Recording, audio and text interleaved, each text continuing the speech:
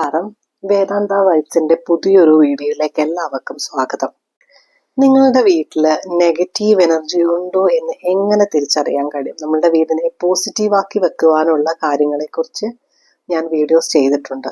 പക്ഷെ നിങ്ങളുടെ വീട്ടില് നെഗറ്റീവ് എനർജി ഉണ്ടോ എന്ന് നിങ്ങൾ എങ്ങനെ അറിയും എന്ന് ചോദിച്ചാൽ, ഒരു ഗ്ലാസ്സില് വെള്ളം എടുത്തിട്ട്, ഒരു ഗ്ലാസ് എന്ന് വെച്ച് കഴിഞ്ഞാൽ പൊട്ടുന്ന ചില്ലിന്റെ ഗ്ലാസ്സിൽ വെള്ളം എടുത്തിട്ട് അതിലേക്ക് ഒരു നാരങ്ങ ഇട്ട് വെക്കുക.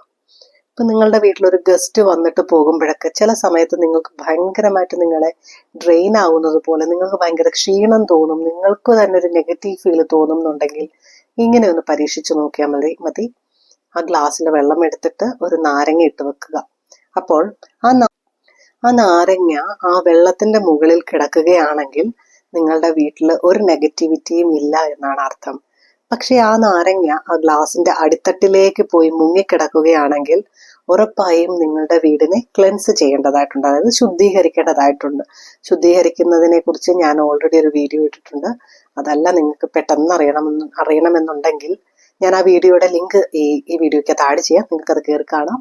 അതല്ലാതെ തന്നെ നിങ്ങൾക്ക് വീട്ടില് ഒരു ഗ്ലാസ് വെള്ളത്തിനകത്ത് കുറച്ച് തുളസി ഇല ഇട്ട് വെച്ച് അതിലേക്ക് നിങ്ങളുടെ അതായത് നിങ്ങൾ ആ ഗ്ലാസിന്റെ മുകളിൽ വലത്തെ കൈ വെച്ചിട്ട് മോതിര വിരലിനെ ആ വെള്ളത്തിലേക്ക് ഇറക്കി വെച്ചുകൊണ്ട് തന്നെ കുറച്ചു നേരം നിങ്ങൾ പ്രാർത്ഥിക്കുക. അതായത് ആ വെള്ളം വളരെ പോസിറ്റീവ് ആകുന്നു, നിങ്ങളുടെ വീട്ടിലെ എല്ലാ നെഗറ്റിവിറ്റിയും എല്ലാ ദോഷങ്ങളെയും, നിങ്ങളിലേക്ക് കടന്നു വന്നിരിക്കുന്ന എല്ലാ പ്രശ്നങ്ങളെയും അതിനകറ്റുവാനുള്ള ശക്തിയുണ്ട് എന്ന് നിങ്ങളുടെ ഇഷ്ട ദേവത ആരാണോ ആ ദേവതയോ ദേവനെയോ പ്രാർത്ഥിച്ചിട്ട് നിങ്ങൾക്ക് വേണമെങ്കിൽ അത് കുറച്ചു നേരം പൂജാമുറിയിൽ വെക്കാം.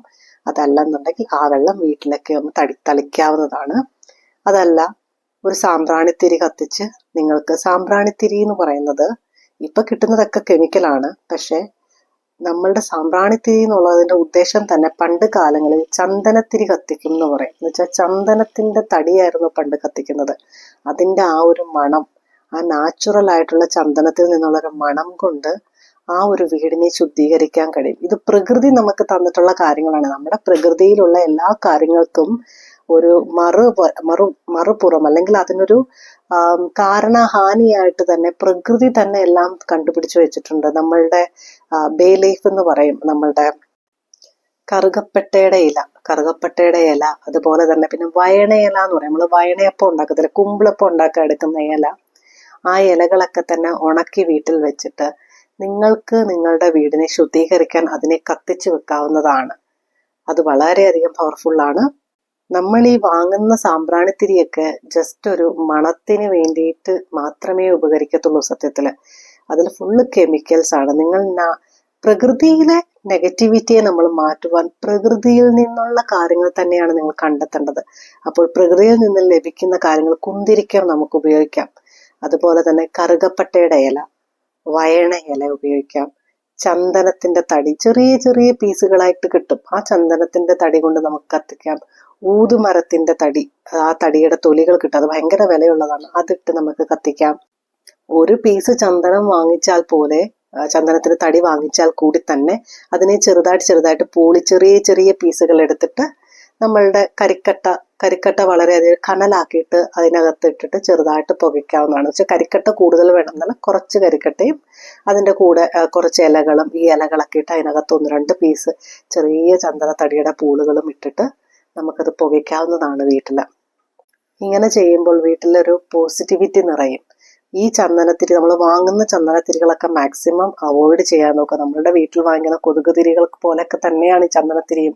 അതിനകത്ത് ഫുള്ള് കെമിക്കൽസ് ആണ് വരുന്നത്. ഇതാണ് നിങ്ങൾ ശ്വസിക്കുന്നത്. നിങ്ങൾ 6:30 വിളക്ക് കത്തിച്ച് ചന്ദനത്തിരി കത്തിച്ചു വെച്ചാൽ ആ ചന്ദനത്തിരി തീരുന്നത് വരെ അവിടെ ഇരുന്ന് കത്തും. ഇത് നിങ്ങൾ ഡെയിലി ശ്വസിച്ചുകൊണ്ടിരിക്കുകയാണ്. അപ്പോൾ അത് മനസ്സിലാക്കുക. കൂടുതൽ പ്രകൃതിയിൽ നിന്നുള്ള കാര്യങ്ങളിലേക്ക് നിങ്ങൾ പ്രകൃതിയിൽ നിന്നുള്ള കാര്യങ്ങളിലേക്ക് നിങ്ങൾ പോവുക.